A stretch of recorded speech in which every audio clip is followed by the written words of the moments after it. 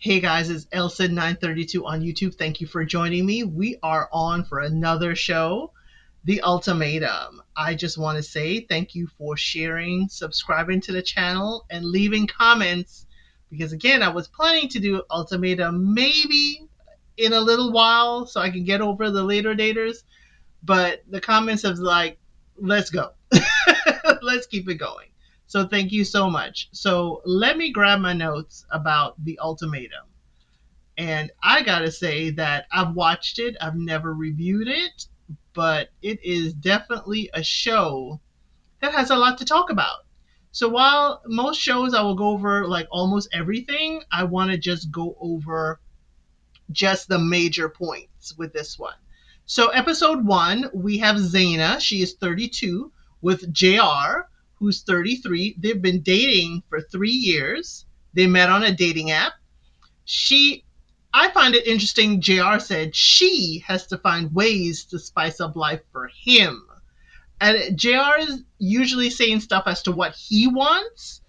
He is not the one to issue the ultimatum. She is. So I wonder, JR, is this really about you and not your partner? But JR did say he's divorced because there was infidelity. Infidelity on her side is what I'm guessing, but it wasn't very clear.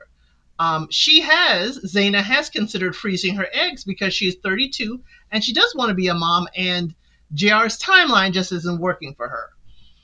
And he talks about that timeline in the future, and we're going to get to that. Then we have Nick, 38. He issued the ultimatum to Sandy, 27. They've been dating for 2.5 years. She was drunk calling him, and he wants a tranquil life, but is she done clubbing? Nick, when you met her, she was drunk calling you. Now you want a calm life with her? It didn't start calm. Come on now. Don't try and change up now. So they realize they have different versions of fun. He's 10 years older than her, and they have not lived together. But you want to live together somewhere in a tranquil life? Come on, Nick. I don't believe this. Next, we have Mariah. She issued an ultimatum. She is 24 and issued the ultimatum to Caleb, 29. They've been dating for 2 years. Caleb feels like Mariah is rushing into marriage. She is so young at 24. I understand, Caleb. I truly do. We have Vanessa next. I forgot to put her age in. She is with Dave, who is 34. They've been dating for 3 years. He is not in a rush to get married, but he doesn't know how many years it will take for him to decide. We have Scotty with Aria. Aria's 25. They've been dating for 3 years, and she says now is not the best time. They live in different cities, different states, and her career is really taking off. It would be her moving and leaving her career. She feels like her mom resented her dad because she had to give up her dreams. So we kind of see with Aria's case that the parent, situation is what is causing her to look at it differently. So in the final night together, Vanessa and Dave, Dave said he's 100% committed. Vanessa said, but not in marriage. He's surprised that she wants to give him all this pressure because he may connect with someone else. He has his eyes on Mariah. Now, why would you tell Vanessa that? Why would you tell the person that gave you the ultimatum that you have your eyes on another woman? Dave, I think you're trying to scare her. We have Chanel and Micah. We did not hear anything from them at that dinner table, which is very, very confusing for me. I was like, who is that couple? Why are y'all showing them but not telling us this story at the dinner table? So we learn later Chanel, 27, and Micah, 28, have been dating for 2.5 years. Micah is like, she knows already she's going to be his wife. He actually calls her his wife with no ring. I can't stand that. I cannot stand that. Chanel says she has been there for him and it is still a question. They've been through thick and thin. And I'm like, He was talking to her about her new job. And if we get married now and you want to have a family, you're going to have to stop this job. And he is using this job and happiness to stop this marriage. That's my question. He's in no rush. So is he telling her, hey, you have a good thing going now, and if you stop to marry, you're going to mess it up? I'm watching you, Micah. He says, you're going to be my wife, just this is not the right time. But he has no idea when. Chanel says, waking up every day is not promised. And I'm like, girl, that sounds like someone has been taken out of your life suddenly.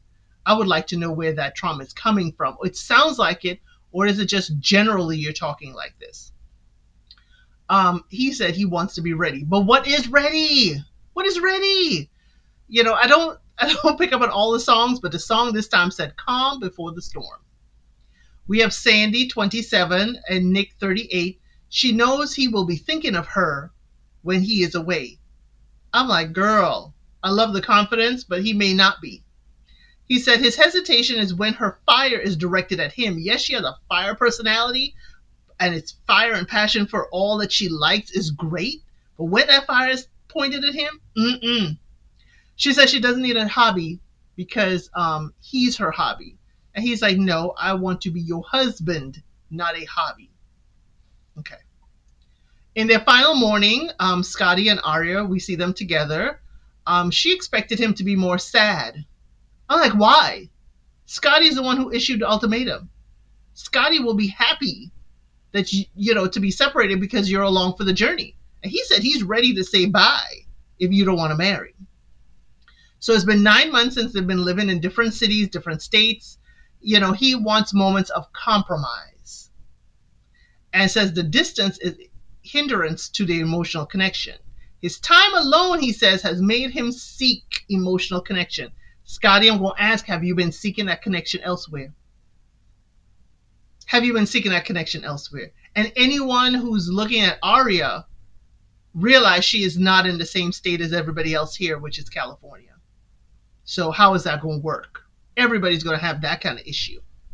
We see Mariah and Caleb.